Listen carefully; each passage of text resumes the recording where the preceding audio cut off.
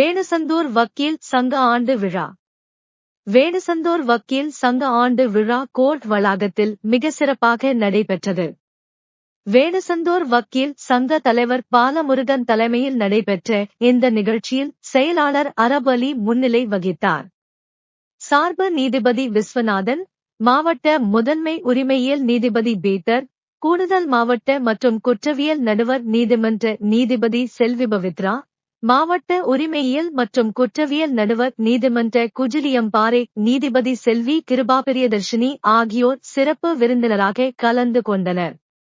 இந்நிகழ்ச்சியில் சங்க துணைத் தலைவர் கந்தசாமி, துணை செயலாளர் மாதவன், பொருளாளர் ராஜேஸ்வரன் மற்றும் மூத்த வழக்கறிஞர்கள் கணேஷ் சுந்தரம், ரத்தினம், அபிமன்யு, கணேசன், ஜெயந்தி, நாகராஜ், சீனிவாச பெருமாள், சுகுமார் மற்றும் நீதிமன்ற ஊழியர்கள், நீதிமன்ற போலீசார் என ஏராளமானோர் கலந்து கொண்டனர்.